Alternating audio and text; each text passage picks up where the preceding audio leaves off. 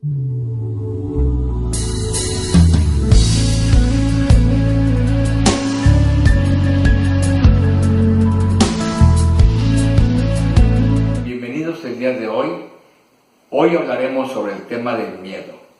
El miedo es un fenómeno normal, es un fenómeno natural que nos ayuda a la supervivencia.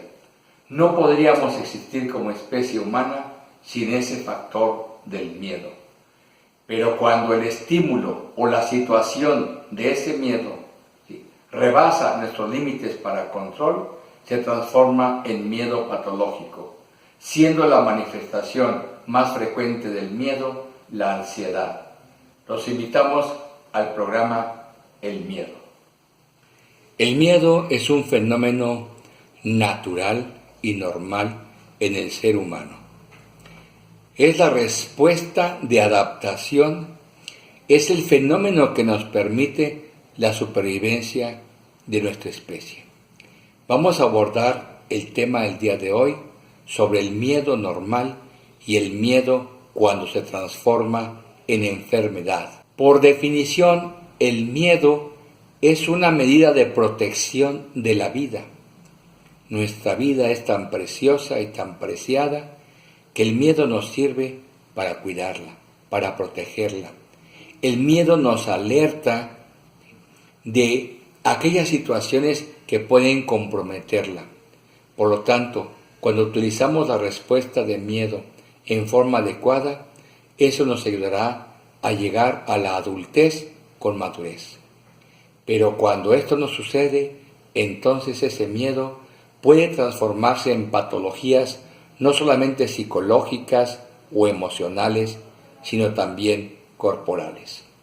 La palabra miedo viene de la etimología latina metus, que significa perturbación. De esta manera podríamos definir el miedo como la perturbación del ánimo hacia una respuesta a un estado o un objeto que significa un riesgo real o imaginario. Quiero hacer énfasis aquí. El riesgo que capta nuestro sistema nervioso central puede existir o puede no existir. Puede estar en nuestra imaginación. Puede estar en el pasado. El miedo es un fenómeno que nos ha permitido llegar y sobrevivir a nuestra especie hasta estas épocas en que nos encontramos. Las respuestas del miedo se encuentran labradas en el sistema nervioso reptiliano, que es la parte más primitiva de nuestro sistema nervioso central. La respuesta más frecuente hacia el miedo es mediante una crisis de ansiedad, que la vamos a revisar cuando hablemos de las manifestaciones clínicas del miedo sobre el cuerpo. Pero el miedo puede originar 4 estadios, 4 fases. La fase 1 que ustedes ven en la diapositiva es la preparación para que el cuerpo humano esté listo, preparado para atacar, preparado para luchar. Imaginemos siglos pasados donde el ser humano se enfrentaba a animales carnívoros. Entonces el cerebro reptiliano tenía que actuar aportando la energía suficiente para que ese ser humano se enfrentara a esa fiera. O bien, en la segunda fase, prepararse para la huida, y para huir de un animal salvaje, pues se requería también de que el cuerpo estuviese lleno de energía. Bien, esa energía que se recibe tanto para huir como para atacar, nace gracias a este cerebro que se llama cerebro reptiliano y que fue la primera fase de nuestro desarrollo como seres humanos. Pero puede pasar que en lugar de que nuestro cuerpo se prepare para el ataque, por el contrario, nuestros músculos, nuestros pulmones, nuestro corazón disminuyan su función y entonces se paralizan las funciones. Y es cuando caemos presa, cuando perdemos, cuando somos incapaces de defendernos. Recientemente hemos encontrado otra fase que es terrible, que le llamamos sumisión psicoafectiva. Y esta sumisión psicoafectiva se da mucho, no solamente en las relaciones de miedo real, sino en el miedo irreal. Quizás es la forma más frecuente, el estímulo más frecuente en nuestra sociedad.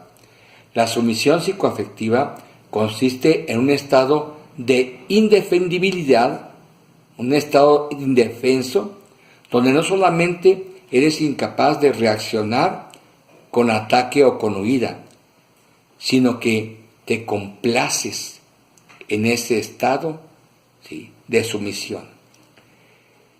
Aquí en estos momentos es cuando yo digo, es cuando el ser humano llega a un grado de denigración, donde besa a su verdugo. O como dice Coello, es un estado donde el pobre defiende al rico a pesar de ser culpable de su miseria. El miedo es una respuesta biológica de nuestro cerebro reptiliano. Aquí podemos verlo en la parte inferior, en la base del cráneo. Ese es nuestro cerebro reptiliano.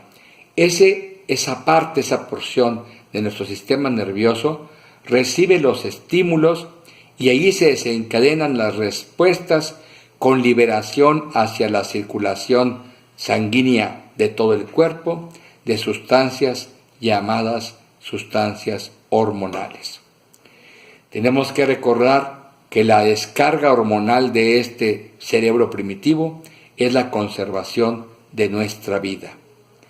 En esta diapositiva podemos ver el desarrollo embriológico de nuestro sistema nervioso central, en el cual en la parte inferior vemos esa porción que está nombrada allí como cerebro reptiliano. Esta parte es la parte de nuestro sistema nervioso central encargada de la supervivencia. En la fase aguda, este sistema nervioso central desencadena la liberación de sustancias como la dopamina, la noradrenalina y la adrenalina. Un momento más veremos las funciones de estas sustancias en nuestro cuerpo. ¿Qué alteraciones físicas causan la liberación de estas hormonas? Pues bien, nuestras pupilas se dilatan. Hay midriasis. ¿Para qué se dilatan las pupilas? Para poder observar mejor en la oscuridad o bien para tener un campo visual más amplio en caso de que sea de día. Puede ocurrir sudoración, lo que se conoce como diaforesis, sudoración en palmas y plantas o bien sudoración en todo el cuerpo.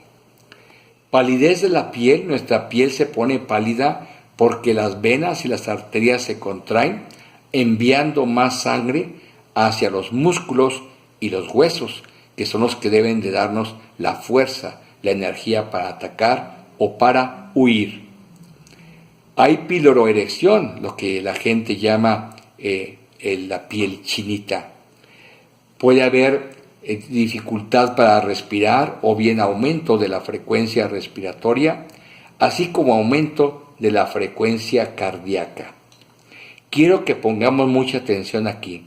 Si tenemos un paciente cuyo gasto cardíaco, es decir, el trabajo del corazón aumenta y la frecuencia cardíaca aumenta, lógicamente esto en pacientes especiales, en pacientes predispuestos, puede desencadenar una angina de pecho o hasta un infarto.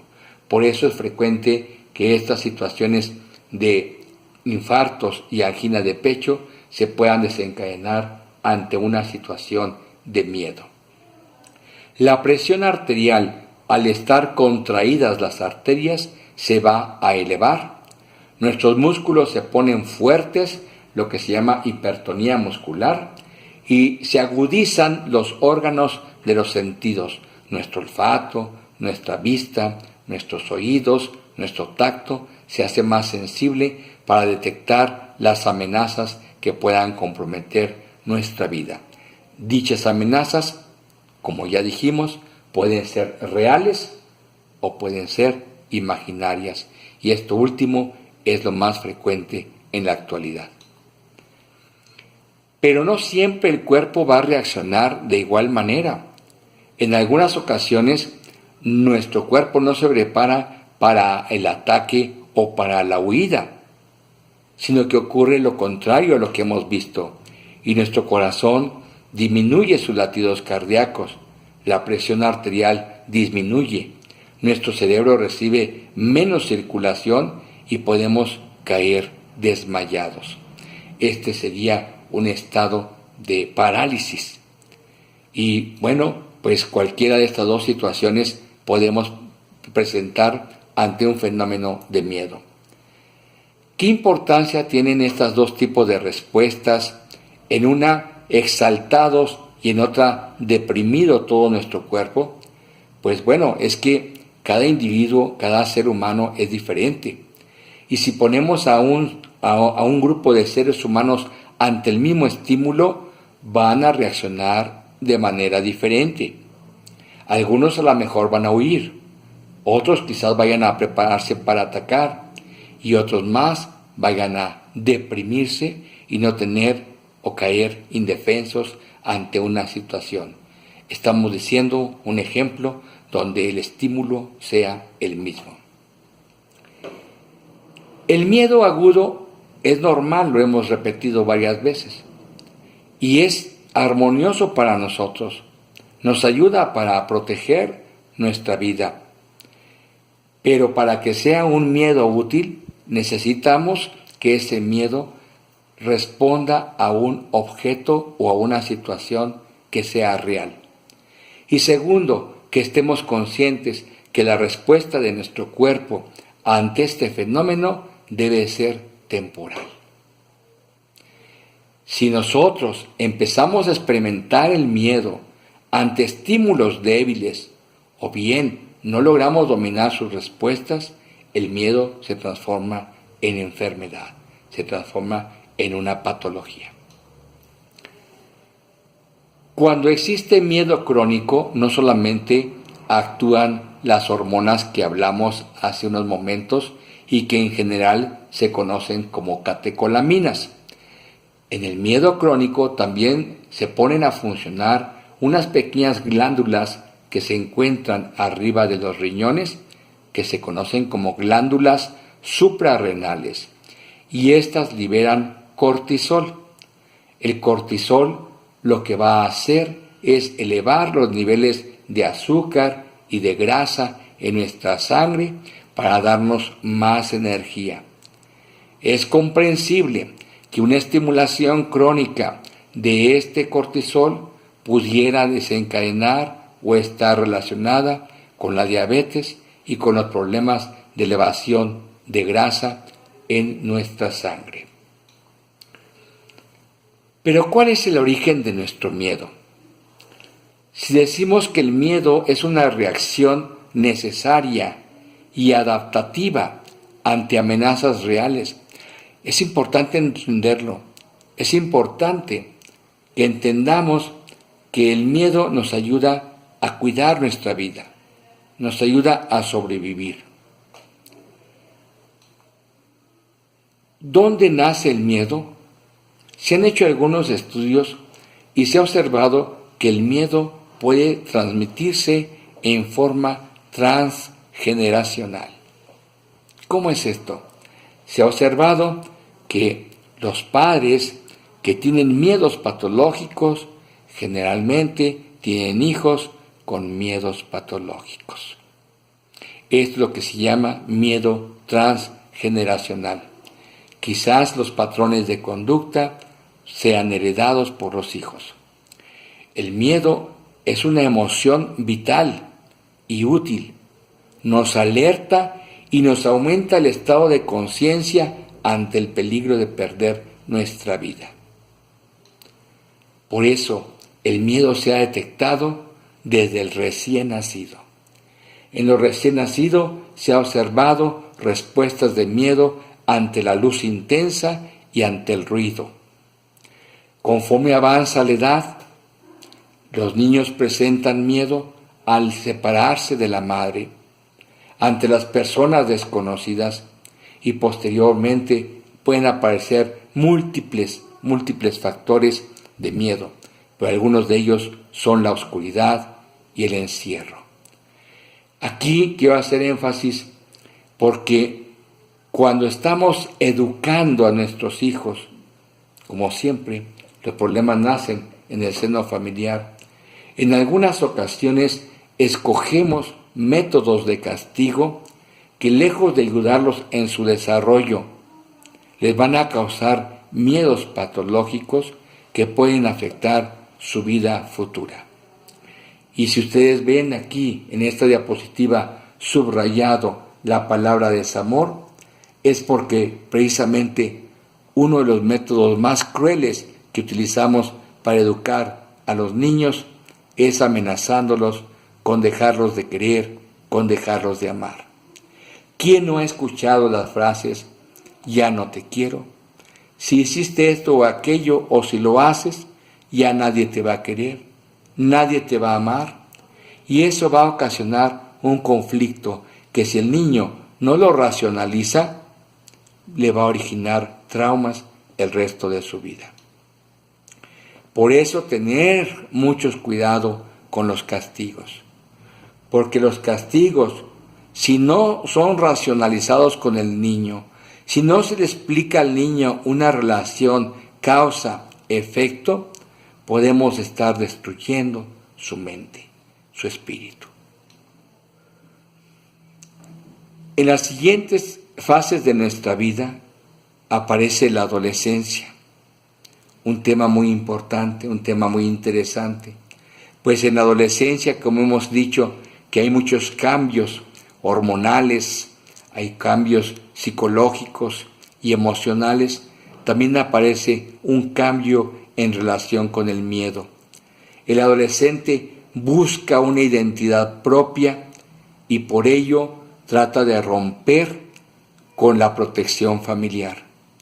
Y esto puede originar que nuestros jóvenes busquen practicar situaciones de peligro extremo que pongan en peligro su vida por tal de buscar su identidad, por tal de romper en forma súbita con esa protección familiar.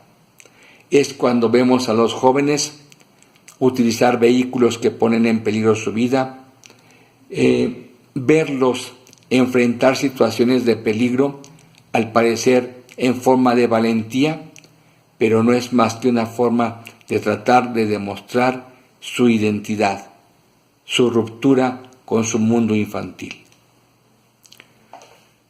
Sin embargo, a pesar de que el adolescente puede llegar con miedos resueltos o mal resueltos, aparecen nuevos factores de miedo a esta edad.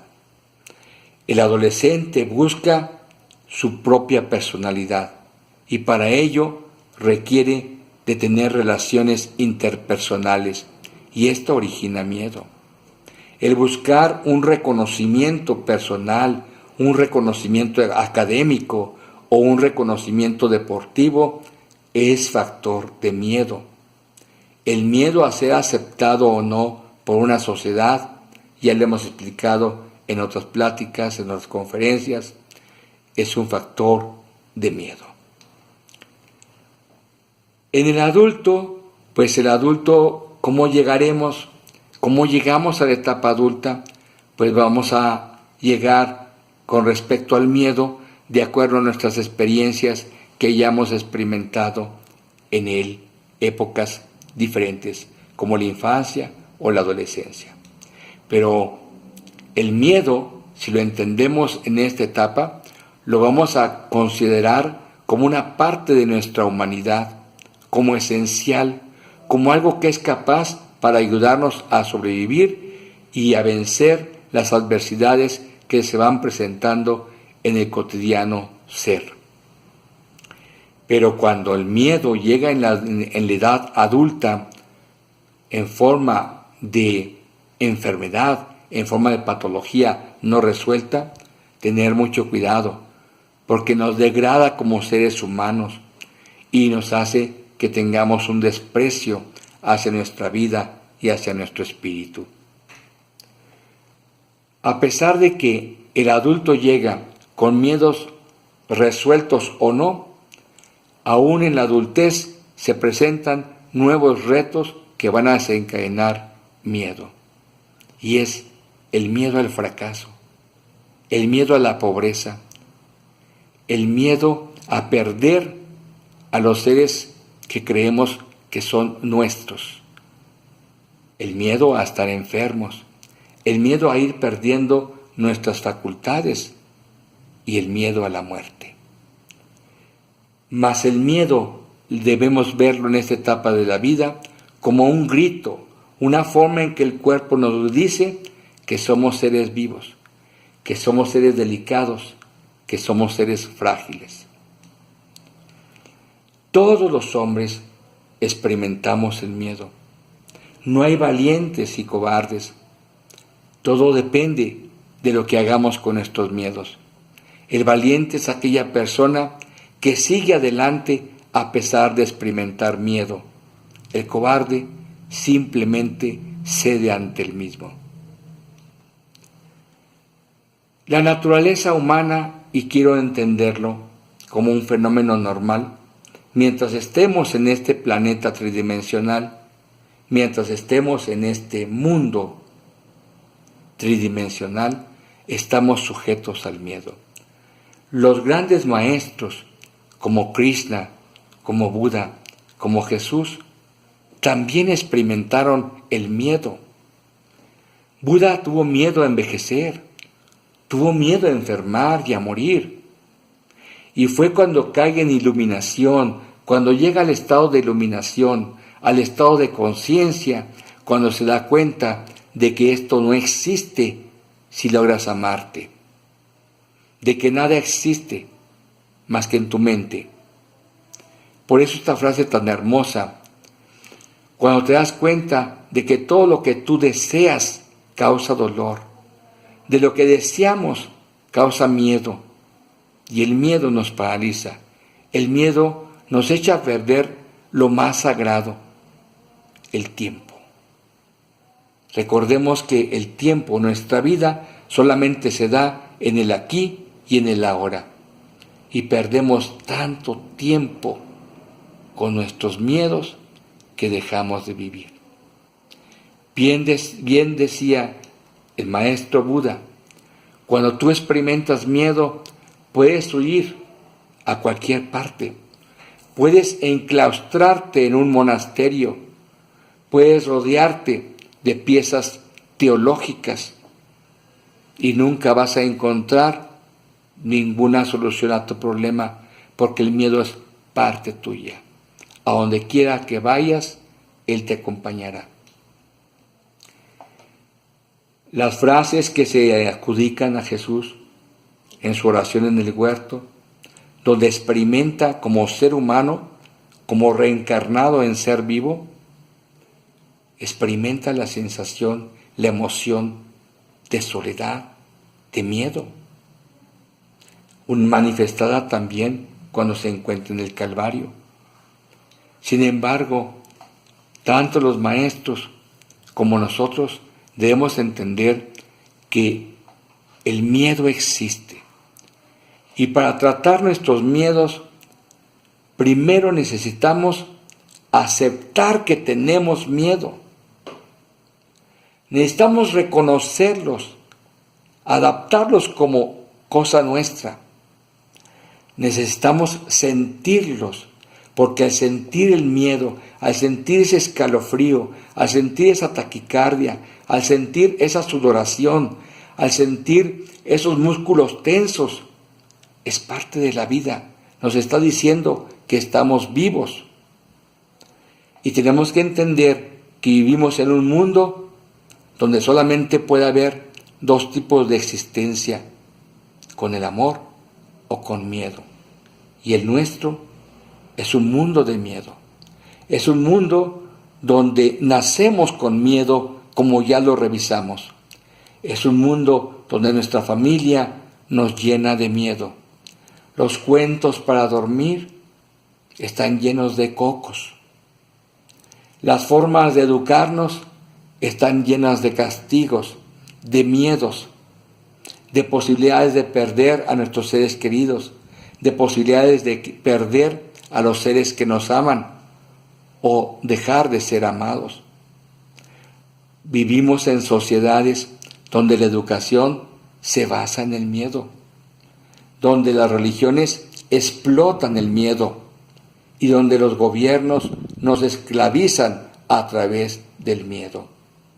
Tenemos que entender que nuestros miedos son reales, que tenemos miedo y es normal, y en cuanto los exponemos, en cuanto los empezamos a revisar, vemos que solamente son un síntoma que nos avisa que hay ausencia de amor en nuestro ser, que cuando amamos no hay miedo y que hay que aceptar nuestros miedos, aceptar los efectos del miedo sobre nuestros cuerpos y entonces en ese momento empezamos a crecer y los miedos empiezan a desaparecer.